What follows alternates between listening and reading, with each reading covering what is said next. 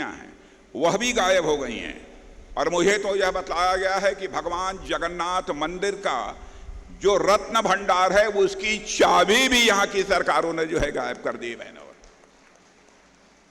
जिस दिन हम लोगों की सरकार बनेगी, मैं आपको यकीन दिलाना चाहता हूं, पूरे मामले की हम लोग छानबीन करेंगे।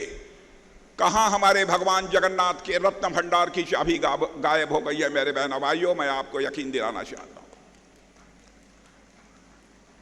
10 वर्षों से केंद्र में मोदी जी के नेतृत्व में सरकार हमारी काम कर रही है। कोई कह सकता है कि सरकार ने बहुत काम किया, कोई कह सकता है जितना करना चाहिए था नहीं किया।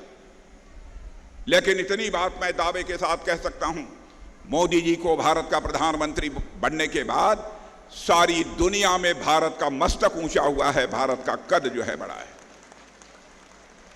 बहनों भाइयों, पहले भी मैं विदेशों में जाता रहा हूं, आपके धर्मेंद्र प्रधान जी भी विदेशों में जाते रहे। पहले दुनिया के सामने अंतर्राष्ट्रीय मंचों पर जो हम कुछ लोग बोलते थे तो भारत की बातों को जितनी गंभीरता पूर्वक लिया जाना चाहिए नहीं लिया जाता था।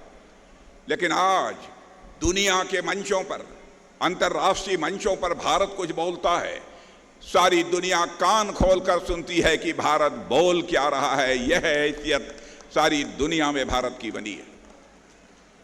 सारी दुनिया में हमारे प्रधानमंत्री का मान सम्मान भी तेजी के साथ बढ़ा है।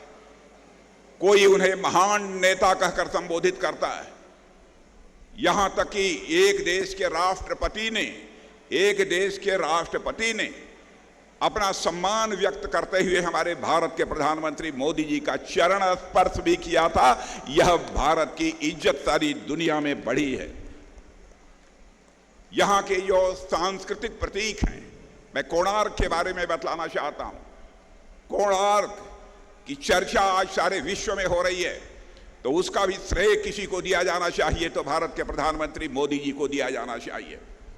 शायद ही दुनिया के जो बड़े देश हैं, कोई ऐसा देश बचा होगा जहां के राष्ट्रपति और प्रधानमंत्री की आपके सांस्कृतिक धरोहर कोणार्क के साथ उसका चित्र न हो, ऐसा आपको देखने को नहीं मिलेगा।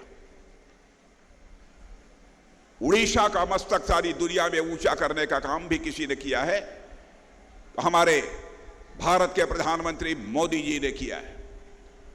और यदि भारत का करिश्मा देखना चाहते हैं, तो आपने अखबारों में पढ़ा होगा, आज से 2 साल पहले से रूस और यूक्रेन 2 देश हैं जिनके बीच इस समय संघर्ष चल रहा है।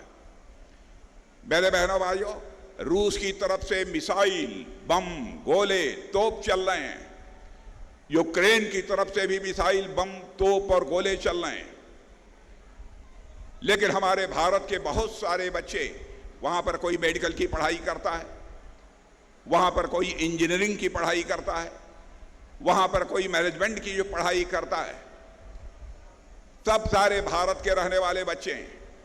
जब रूस की तरफ से बम, तोप, मिसाइल यह चलने लगी, भारत में रहने वाले उनके माता पिता को इस बात की चिंता हुई कि कहीं रूस की तरफ से चलने वाली मिसाइल, बम, तोप, गोले यदि हमारे बच्चे जहां रहते हैं वहां यदि गिर गए तो हमारे बच्चों की जिंदगी खतरे में पड़ जाएगी। आंखों में आंसू भर के उनके माता पिता का प्रतिनिधिमंडल हमारे प्रधानमंत्री से मिला। हमारे प्रधानमंत्री ने क्षण भर की देर नहीं लगाई, उसका मैं प्रत्यक्ष साक्षी हूं मेरे बहनों भाइयों। उन्होंने चटपट रूस के राष्ट्रपति मिस्टर पुतिन से बात की और यूक्रेन के राष्ट्रपति मिस्टर जेलेंस्की से बात की। और आपको जानकर गौरव की अनुभूति होगी, रूस और यूक्रेन का युद्ध 4.5 घंटे के लिए रुक गया और हमारे 22,000 बच्चे यूक्रेन से चलकर भारत आ गए। यह है भारत की हैसियत, यह है भारत की ताकत। भारत आज तेजी से आगे बढ़ रहा है। चाहे पंडित जवाहरलाल नेहरू रहे हों भारत के प्रधानमंत्री, चाहे श्रीमती इंदिरा गांधी रहे हों, चाहे राजीव गांधी जी रहे हों, डॉक्टर मनमोहन सिंह जी रहे हों, सरकार जब भी बनाना होता था, हर चुनाव के दौरान ये जनता को आश्वासन देते थे, हमारी सरकार बना दो, हम भारत की गरीबी को मिटा देंगे। बहनों भाइयों, इन लोगों ने सचमुच गरीबी को जो भारत से समाप्त करना चाहिए, कोई नहीं कर पाया। लेकिन आज मैं डंके की चोट पर कह सकता हूं, भारत के प्रधानमंत्री आज मोदी जी ने करिश्माई काम किया है जिसकी सराहना सारी दुनिया में हो रही है। 7-8 वर्षों के अंदर भारत से 25 करोड़ लोगों को गरीबी रेखा से बाहर करने का काम यदि किसी ने किया है तो भारत के प्रधानमंत्री नरेंद्र मोदी ने किया है, उनकी सरकार ने किया। बहनों भाइयों, ऐसे बहुत सारे काम हैं। गरीबों की चिंता जिस हद तक जाकर उन्होंने की है, हमारा भाई बहन जो गरीब है, यदि सारे लोग पक्के मकानों के अंदर रहते हैं तो हमारे गरीब भाई बहनों को भी रहने के लिए पक्का मकान चाहिए। यह व्यवस्था आजाद भारत के इतिहास में पहली बार किसी ने की है तो हमारे प्रधानमंत्री ने की है। हमारी माताएं बहनें जो लकड़ी जलाकर, अंगीठी जलाकर खाना बनाती रही हैं, उनके आंखों में आंसू आते थे धुएं के कारण, लेकिन इसका दर्द किसी को नहीं हुआ, किसी पार्टी की सरकार को नहीं हुआ। इस दर्द का एहसास पहली बार किसी ने किया है तो हमारे प्रधानमंत्री मोदी जी ने किया।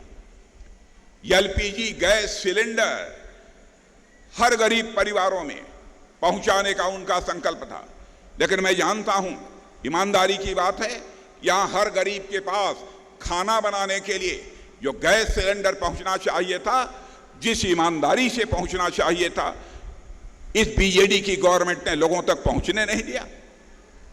केवल यह चिंता उनको सताती रही, कहीं यदि गैस सिलेंडर हमारी माताओं बहनों को मिल गया तो इसका श्रेय कहीं मोदी जी को न चला जाए। उन्होंने कहा, चाहे अमीर हो चाहे गरीब हो, हर माता बहन की अपनी की इज्जत होती है, अपनी अस्मत होती है, उसकी चिंता करना भारत के हर नागरिक की जिम्मेदारी बनती है। गरीब परिवारों में घर में शौचालय होना चाहिए। क्या इसके पहले किसी प्रधानमंत्री ने सोचा था? आजाद भारत के इतिहास में पहली बार गंभीरतापूर्वक व्यापक स्तर पर शौचालय बनाने का काम यदि किसी ने किया तो हमारे प्रधानमंत्री ने किया। मुझे यह खबर है, उड़ीसा में जिस तेजी के साथ पक्के मकान बनने चाहिए थे, जिस तेजी के साथ हर गरीब के घर में शौचालय बनने चाहिए थे, और जिस तेजी के साथ लोगों के पास